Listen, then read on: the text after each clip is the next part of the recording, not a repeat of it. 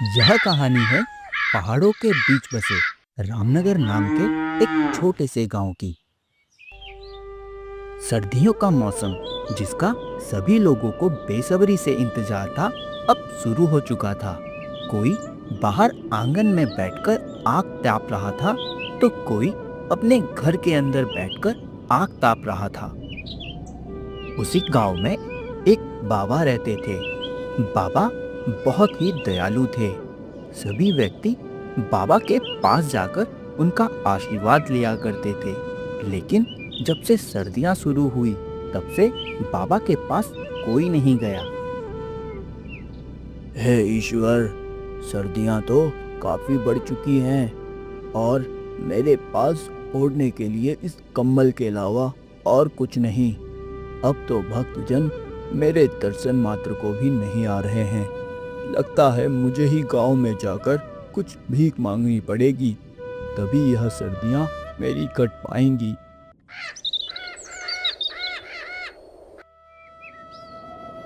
बाबा गांव में घर घर जाकर सभी से कुछ ना कुछ मांगता, लेकिन गांव का कोई भी व्यक्ति बाबा को दिलासा के अलावा और कुछ नहीं देता। बाबा, आप इतना क्यों भटक रहे हैं? आपको इन गर्म वस्तुओं की क्या आवश्यकता? आप तो एक तपस्वी हैं। आपके तो तप में ही इतना तेज है जो इस पूरे गांव को गर्म कर सकता है। फिर आप इन निर्जीव वस्तुओं के लिए दर बदर क्यों भटक रहे हैं? बेटा, मनुष्य जूनी में इंसान को समय के साथ जीना पड़ता है। मुझे भी आज इन वस्तुओं की आवश्यकता है, इसीलिए मैं दर बदर भटक रहा हूँ। बाबा, हमारे पास तो कुछ नहीं है। जाइए, आप यहाँ से जाइए। आप अपने भगवान के तप कीजिए और वही आपको यह सब वस्तुएं प्राप्त करवाएंगे। चलिए, जाइए यहाँ से अब। गांव से कोई भी वस्तु प्राप्त न होने पर बाबा निराश नहीं होता। वह गांव को आशीर्वाद देकर वापस अपनी कुटिया में चला जाता है। मुझ बाबा के लिए यह ठंड कुछ ज्यादा हो रही है। हे ईश्वर, इस एकमात्र कंबल से तो मुझे नहीं लगता कि यह ठंड गुजर पाएगी। ना जाने मैं कल तक जीवित भी रह पाऊंगा या नहीं। हवाओं में चुभने वाली सर्दी थी और रूह कपा देने वाली हवा चल रही थी। बाबा रात तो उस कंबल को ओढ़कर सो गया।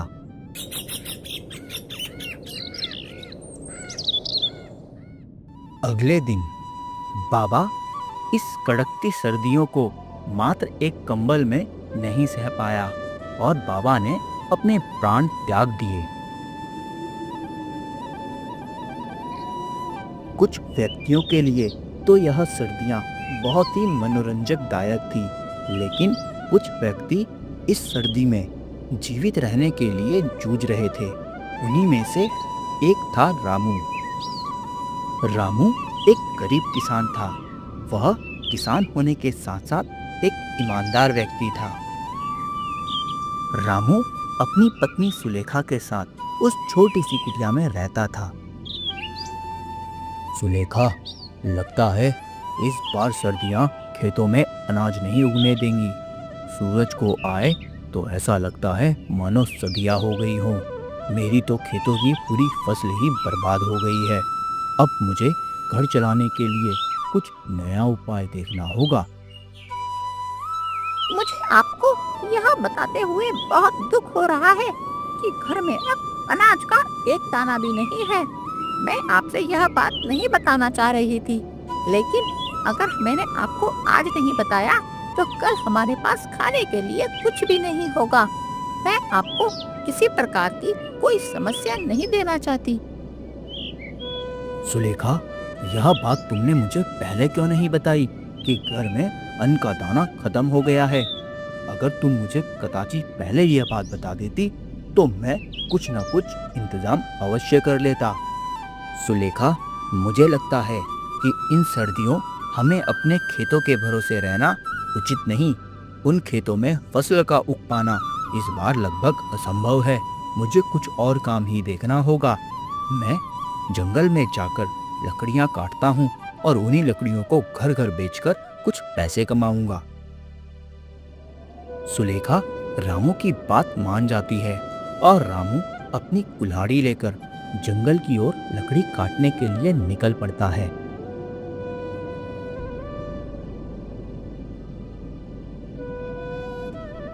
हे ईश्वर, इतनी सर्दी और ऊपर से गीली लकड़ियां, इन लकड़ियों को तो कोई लेगा ही नहीं।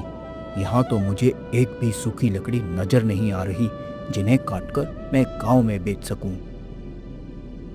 रामू सारा दिन जंगल में सूखी लकड़ियां तलाशता रहा, लेकिन उसे कहीं भी सूखी लकड़ियां मिली ही नहीं।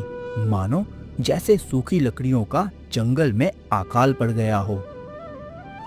थक हार कर रामू शाम को घर वापस आ जाता है।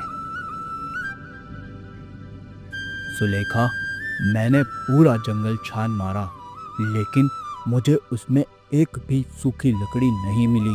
अब हम क्या करेंगे? कोई बात नहीं रामू, हमारे पास जो अनाज है हम उसी में अपना गुजारा कर लेंगे। वैसे भी कुछ दिनों में सूर्य का प्रकाश तो आ ही जाएगा, तब जंगल में लकड़ियाँ सूख जाएंगी और तुम तब जाकर लकड़ियाँ काट लेना। रामू सुलेखा की बात मान जाता है और जो भी अनाज उनके पास था उसी में वह अपना गुजारा करने लगते हैं। दिन बीतते जाते हैं, लेकिन सूरज का प्रकाश कहीं नजर नहीं आता। अब उनके पास जो अनाज था वह भी खत्म होने की कगार पर था। सुनिए जी, सारा अनाज अब खत्म हो गया है। हमारे पास खाने के लिए एक अन्न का दाना भी नहीं बचा है अब।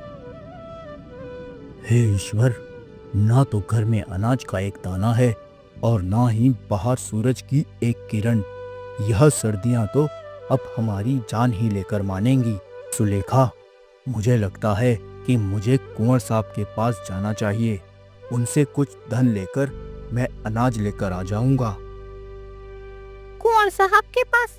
नहीं नहीं, वह तो बहुत ही बदतमीज और गंवार इंसान है।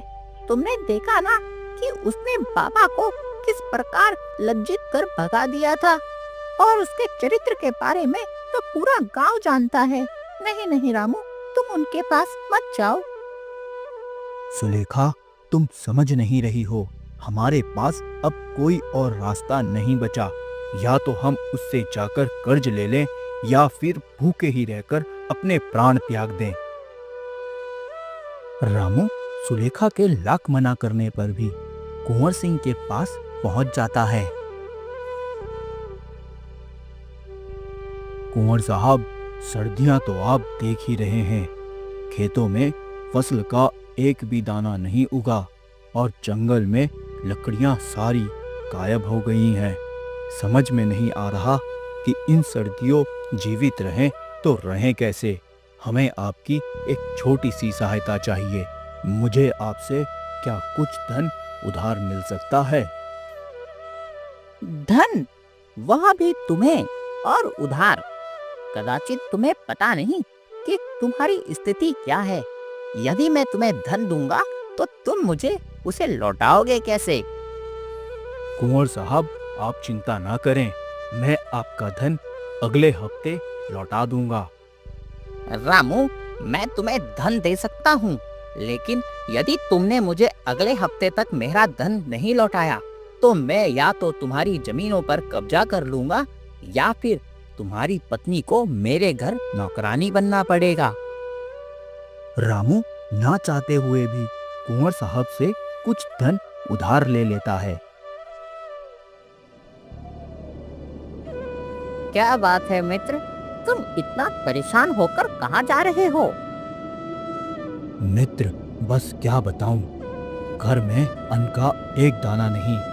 कुंवर साहब से अभी कुछ ही पैसे उधार लेकर आया हूँ। उन्हें अगले हफ्ते तक लौटाना है। यदि नहीं लौटाया तो वह मेरी जमीन पर कब्जा कर लेंगे। मित्र, बस क्या बताएं, यहाँ सर्दियाँ बहुत ही जालिम हो रही हैं। मेरे घर की स्थिति भी बहुत ही खराब है। ना तो मेरे पास एक पैसा है और ना ही घर में खाने के लिए थोड़ा भी अन्न। किसी तरह बस जिंदगी गुजार रहे हैं। कुछ समय अपने मित्र से बात करने के बाद रामू अपने घर की ओर निकल पड़ता है। कुछ ही दूरी चलने पर दो व्यक्ति रामू के सामने आकर खड़े हो जाते हैं। चल जल्दी से सारा पैसा निकाल, हमें तो तू जानता ही होगा।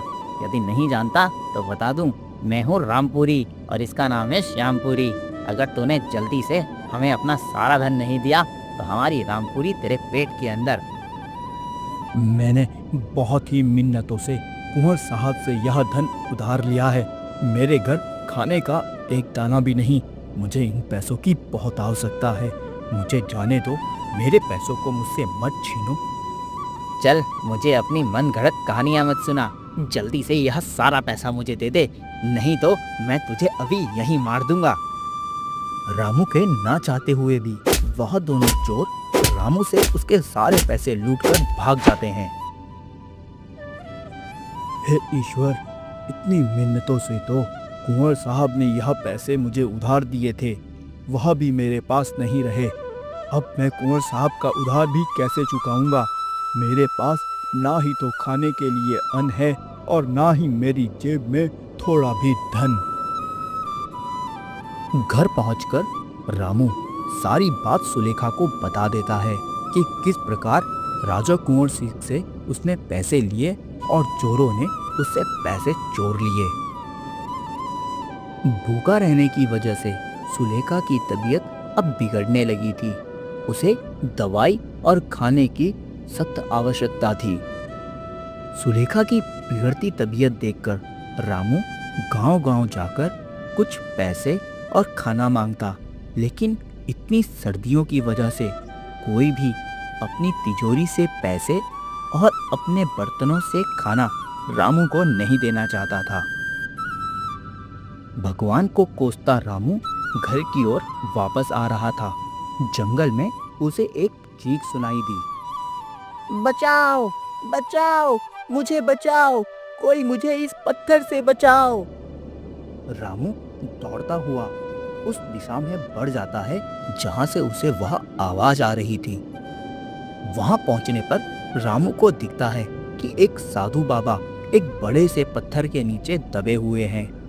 रामू कुछ मेहनत कर कर किसी न किसी तरह उस पत्थर को हटा देता है और बाबा रामू के सामने खड़े हो जाते हैं। बेटा, मैंने बहुत विनतियां की, इस राह से गुजरने वाले किसी भी व्यक्ति ने इस पत्थर को नहीं हटाया, लेकिन तुमने इस पत्थर को हटा दिया। मैं तुम्हारा एहसानमंद हूँ। तुम मुझसे जो भी वरदान चाहते हो मैं तुम्हें दे सकता हूँ। बाबा, वरदान की मेरी कोई आशा नहीं, बस मेरी पत्नी की बहुत तबीयत खराब है। मैं चाहता हूँ कि वह स्वस्थ हो जाए। पुत्र, तुम तो एकदम स्वार्थहीन और ईमानदार व्यक्ति हो। तुम्हारी पत्नी स्वस्थ हो जाएगी। साथ ही मैं तुम्हें एक वरदान देता हूँ कि तुम मुसीबत के समय जो भी इच्छा प्रकट करोगे, जो भी तुम्हारे मन में होगा, वह तुम्हारे हाथों में आ जाएगा। इतना कहकर वह बाबा रामू के सामने से गायब हो जाता है। रामू पूरे रास्ते यही सोच रहा था कि वह बाबा इस प्रकार गायब कैसे हो गया।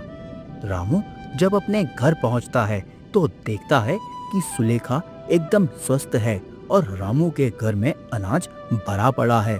तभी रामू सुलेखा से पूछता है, सुलेखा, तुम एकदम स्वस्थ कैसे सुलेखा? और यह इतना सारा अनाज, यह सब कहाँ से आया? मुझे इन सब के बारे में कोई ज्ञान नहीं। जब मेरी आंखें खुली तो मैंने देखा कि पूरा घर अनाज से भरा हुआ है और मेरा स्वास्थ्य एकदम अच्छा है। यह सब देख रामू बहुत ही ज्यादा प्रसन्न हो जाता है और वह ईश्वर तथा उस बाबा का जो उसे मार्ग में मिला था बहुत धन्यवाद करता है। सुलेखा, अब हमारे सामने सिर्फ एक ही चुनौती बची है। हमें कुंवर साहब को धन देना है। ना जाने वह धन अब कहां से आएगा।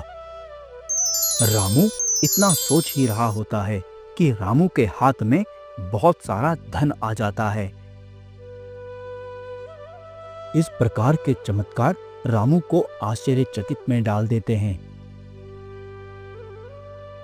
इस प्रकार की घटना देख सुलेखा रामू से पूछती है, यह सब क्या है?